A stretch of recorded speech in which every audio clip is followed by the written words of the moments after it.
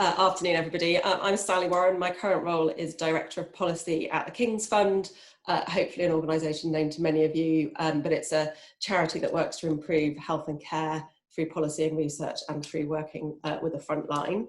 But I'm mainly here because of my previous life. So before joining the King's Fund, I'd had close to 20 years experience delivering national policy in the Department of Health and Social Care as now, and a number of its arm's length bodies, and that included a stint working on hospital-acquired infections back in 2007. So I've had to rack my memory to think through what I was doing 13 years ago. Ginny worked on this area for much longer than me, so I think we'll have a much better memory of the detail of this, but hopefully she won't think that I've completely made up what was happening back at the time. So I just thought I'd start with a reflection on that hospital-acquired infection, healthcare-acquired infection is quite often cited as a big success. And when you kind of read the case study in headline terms, met the target ahead of time, exceeded the targets, you can kind of absolutely see why it would be seen as a success. But I would say the path to that success is not always a smooth one.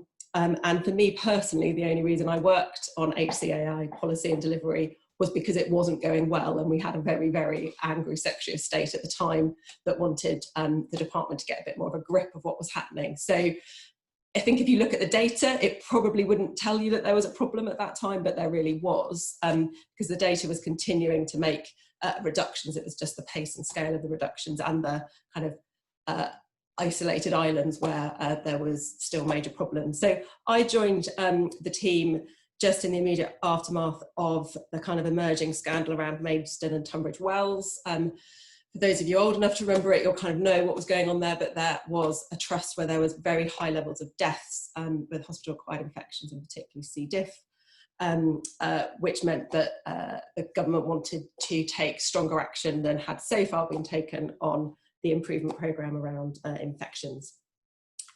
So I suppose my reflections, what did we do at kind of the big level, and what might some of the specific actions be?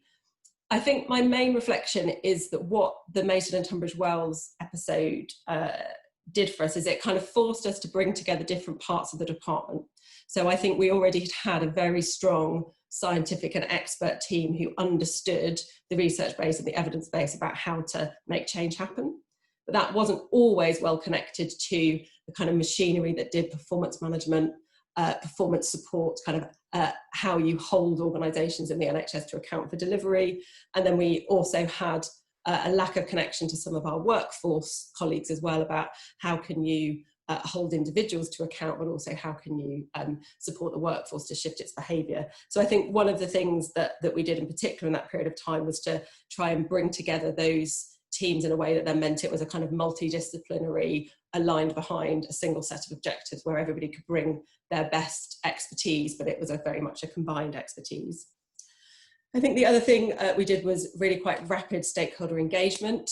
Again, really helped by the fact there was good evidence base, so we could go and talk to particularly the unions, for example, with a kind of strong sense of we understood what was needing to be done and why it was important.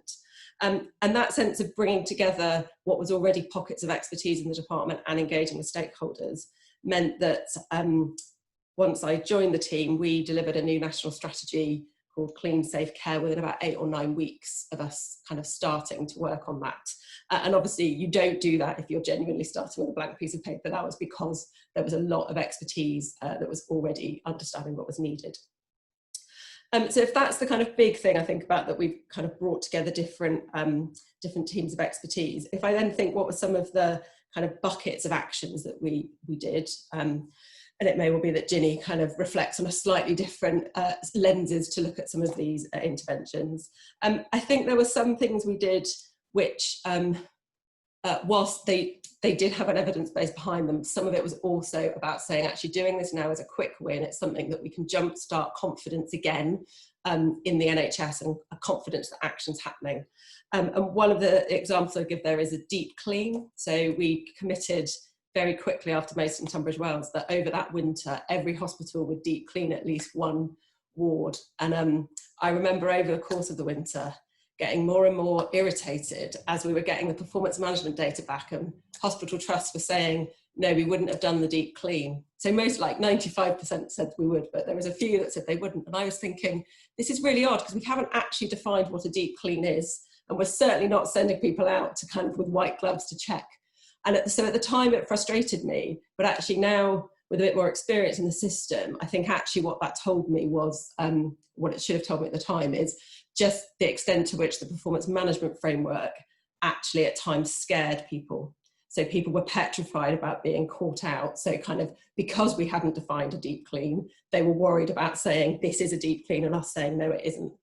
So actually I think that's it's one of those that in the heat of the moment, you might find it frustrating, but actually it's probably that kind of behaviour is telling you something about how the front line is receiving the kind of performance management attention that it's getting. So we did some things to jumpstart confidence.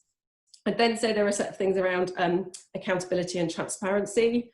So there was already board level appointments required for infection control. We introduced matrons with accountability for cleanliness. There was a lot of data reporting because it was mandatory reporting. So we had data transparency, we had clear targets with trajectories, we had improvement teams that could go into support change, so to kind of support individual trust to improve. And we had the recovery and support unit, which at the time was the main performance management arm of the Department of Health, being strongly aligned behind the target.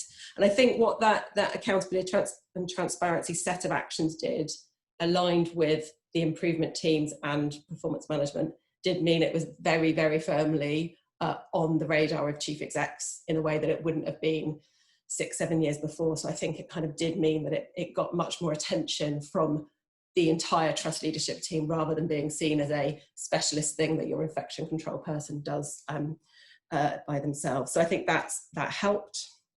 And then I think there are a few things about how do you change your processes and systems.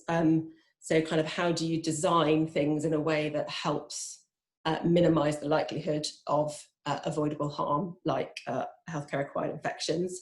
So some of that was around service and pathway redesign. So there were a number of high impact interventions. I think there were 10 at the time, where it was very strong evidence base about changing clinical practice. There were also things around kind of testing people ahead of inpatient procedures. So there was a lot of ways of changing the clinical pathway to mean that you were wiring into the processes, it being done in a more safe way. There was also some things around to what extent could design of hospital buildings or spaces in hospitals also minimise infection. That tended to be more about kind of materials and fabric than necessarily the kind of physical layout of buildings. But again, that sense of how can you think about all of the potential levers available to act, and not just be thinking this is about how do you change clinical practice in one setting. It was a whole set of things.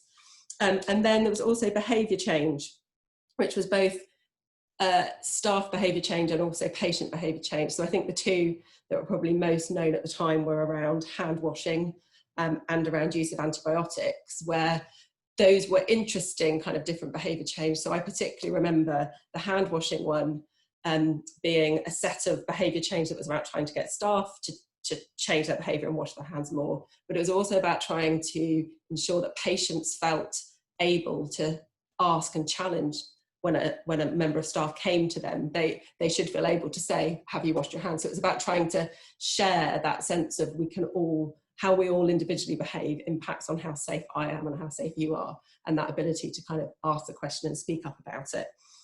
So I think, again, that was an interesting, different aspect to how you can shift change by thinking this isn't just about what is the clinical intervention, this is about a whole set of things about how staff and how patients are behaving, really from the moment they're walking in the front door of whatever healthcare setting they're in till they leave. So I think that, as I say, that they would be my main kind of reflections on the different types of activities or the levers we'd use. So definitely accountability and transparency, redesigning pathways, services, the fabrics of the building really helped, and then to be thinking about how can you shift behaviour change in a way that can support safer care being delivered in those healthcare settings. I think I'll pause at that point. Thanks, Rich.